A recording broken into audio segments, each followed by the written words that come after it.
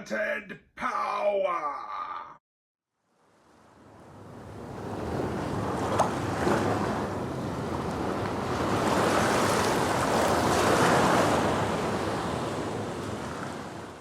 Hey everyone, welcome back to Ode to Florida. My name is Alex, and today we're going to talk about 3 classic men's fragrances that make you feel powerful when you wear them. Let's get into that. Now, if you like talking about vintage fragrances, budget fragrances, and on occasion what fragrance can mean, consider subscribing to the channel and giving the video a like. We really appreciate it. We're on the road to 50 subscribers, but let's not waste any more time and let's talk about these fragrances behind me. Now, what exactly do I mean when I say that a fragrance makes someone feel powerful?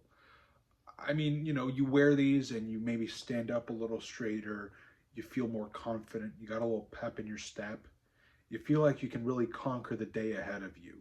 A fragrance that can make you feel like that, I mean, that's a very useful tool in your arsenal. And I think we all really have that kind of fragrance in our collection. I honestly think it's a really important one to have, too.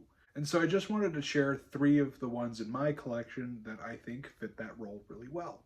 And we're going to kick things off here with 1982's Drakkar Noir from the house of Guy Laroche. This is a classic men's aromatic fougere by perfumer Pierre Warnay. He's best known for doing YSL's Homme as well as La Nuit de l'Homme. He also did Hugo Boss Boss No. 1. Very classic men's fragrances at this point. Giving it a whiff. This is very shaving foam, very herbal, very barbershop feel to this. In the opening, we have a lot of lavender, a lot of lemon. There's some basil and rosemary in there as well. Some carnation if you really go digging for it. There's a little bit of juniper in here, a bit of a gin note, and a lot of pine. And I think that's also helping with that shaving foam feel. A very green pine needle smell. Yeah, I mean, this is an all-time classic for a good reason, right? And to look at Drakkar Noir as a men's power fragrance, you really just need to take a look at the advertising. There's a lot of boxing imagery I've noticed, which is a bit odd, I think.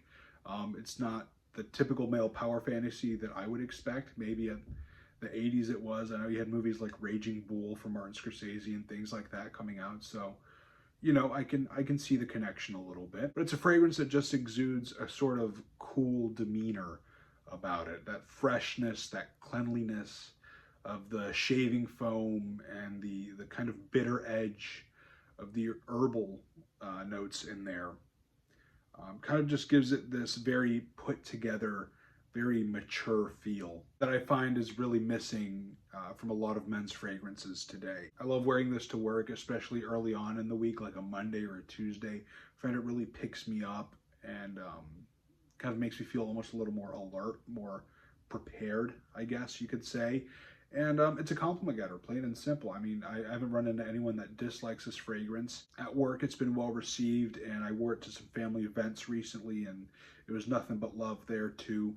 So I think, if you want a mass appealing option that is still going to leave you feeling fresh, leave you feeling put together and confident and powerful, Drakkar Noir is where it's at. This is like the gold standard. And as this has started to dry down a little bit, I'm starting to pick up a little more on like the cinnamon and actually a lot of the jasmine, at least on paper. It's a little heady in a way.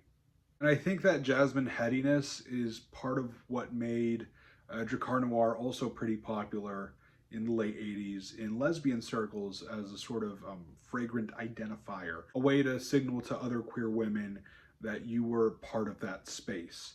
And I just think that's a really cool piece of history, and I think we need to acknowledge queer history more in perfumery, as it is fashion, and queer subculture is a huge part of fashion. And of course, it wouldn't be me if I didn't also mention the Drakkar Noir body spray. This stuff is fabulous. It really rounds this out into a more complete profile, adds a little fuzz to the edges so it isn't quite so sharp. It's dirt cheap, $12-15 thereabouts. You can get it at your local CVS. That's where I got mine. A nice little spray there. I'm not going to give this a spray right now, but, perfect for the gym, perfect for running errands, whatever you need. If you're just feeling something light, you don't want to do the full application, this is perfect right here. you know, I can't go a video mentioning Drakkar Noir without mentioning the body spray. Moving backwards in time to 1973, we have Paco Rabanne Pour Homme. Look at that dent I've made in this bottle already. I've worn it quite a bit this summer, as you can tell. This is another classic men's fougere. Very soapy, very heavy on the lavender. Let's go ahead and give that a spray here before we discuss. Nice built-in sprayer there, as you can see. Oh, yeah. Just opens right away with this loud, bitter, dry, herbal opening. Just loads of rosemary and just a little woodiness. And that clary sage is just huge in the opening. It's so loud and bright and soapy. I almost want to spray more. It's so addictive. I've been wearing this a ton. It's kind of been my signature scent this month. And that rosemary and sage, I think it's the lavender that it's interacting with to make that soapiness. And I can speak from experience in the dry down. This turns into a really like warm, honeyed amber, not amber, but vanillic musk. It's just super addictive. I can't get enough of this stuff. I would bathe in it if I could. But this won Fragrance of the Year in 1975. It was done by perfumer Jean Martel, who's best known for Dior's Jewels. Take another look there at that built-in sprayer. I love those. It's such a gimmick, and they don't usually work that well, but I just can't get enough of them, you know? As for what makes this such a powerful fragrance, again, I've been wearing this one a lot to the office lately. And, you know, this is, you catch a whiff of it and you're up. It's like a shot of espresso. You're up, you're alert, you're ready to go, you're locked in, and you feel just on top of the world. This is an unstoppable fragrance. It just comes alive in the heat too, which makes it perfect for this time of year. You know, I walk outside and I can just feel it bloom and radiate off me. And man, I feel like the man in those moments. You know, and there's not a lot of fragrances that do that for me, but this one right here, almost every single time without fail. And I think a lot of people also don't realize that this was Paco Rabanne's first fragrance release all the way back there in 1973, and it has definitely stood the test of time. I think that without this, we don't get Drakkar Noir. So much of this DNA is in that. You can't help but pay respect, you know?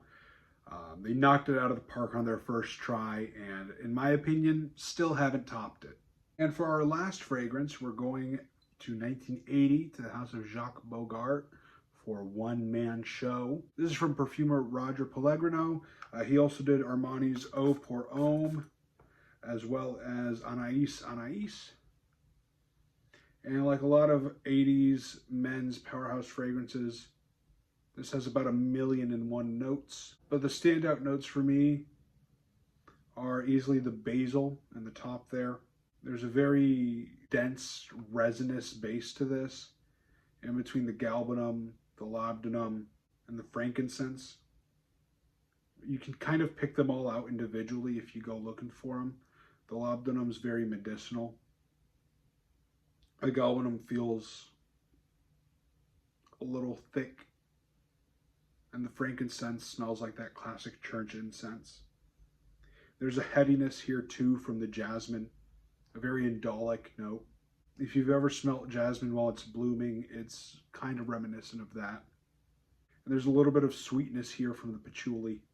It's long gone now, but at the very beginning you could get a little bit of citrus rind. I know bergamot and grapefruit are listed. I get more of the grapefruit than the bergamot, but definitely citrus. It's gone at this point. And there's some woodiness here. I know there's a lot of woods listed, but I really only get cedar out of this. Funny thing about cedar, in our living room, we have this big wood coffee table that I made for my wife when she first moved here and got her own apartment. As a moving in gift, I built her this like a 5-6 foot coffee table. I don't know, I haven't measured it. It's been years. But I built it out of cedar and pine. So those are two woods that I'm very familiar with their smell. Moving on though, what makes one man show, as powerful as it is? Well, it's right there in the title, one man show. You wear this and that's what you're gonna be. You're gonna turn heads, you're gonna leave a scent trail. This stuff is loud, it is proud, it is in charge. This is a modern formulation, but don't let that fool you. I have made a dent in this, as you can see, but you don't need a whole lot. This is definitely the kind of fragrance you wear if you want to announce yourself. I wore this to the office the other day, and I mean, my coworkers could smell me the second I passed them. I was leaving a scent trail wherever I went. It was nice. They liked it. I got compliments, don't get me wrong. But this is not a subtle fragrance. This is not something you wear if you want to be discreet. This is not something you wear if you want to go unnoticed, if you're in a scent-free zone. This is the peacock, you're putting yourself out there. You're letting everyone know who's boss, and you're just getting it done, This is easily the most potent of the fragrances on this list. And you can wear this every day if you really want to. I wouldn't personally, it's a little much for me, but if you want to make this your signature scent, be that man, be that guy. Wear it loud and proud. It deserves it. And just like Drakkar Noir, One Man Show also has, that was okay. One Man Show also has a body spray. This is a lot of the same as the actual eau de toilette itself. This really plays up a lot of the more herbal notes, a lot of the greenness. So I think it's really nice if you want to add some extra freshness to the otherwise very resin heavy base of the eau de toilette. It's not necessary, but you can pick it up alongside it in a gift set for like 20 bucks. Why not, right? Why wouldn't you get this as well? There you have it, folks. That's really all I got for you today. I just wanted to share some fragrances that make you feel real good about yourself, because these days we need it. Let me know down below, do you have any fragrances that make you feel powerful, that make you feel in charge, put together, make you sit up a little straighter, whatever it may be? What does that for you? Let me know down below, because I'm always wanting to explore more fragrances, and I know you guys can put me onto some good stuff. If you liked what you saw, subscribe down below, leave a like on the video, it helps us out. We're trying to hit 50 subscribers, and I know with your help, we're gonna make it. But with that, until next time, I hope you smell good, I hope you feel good, and I'll see you then.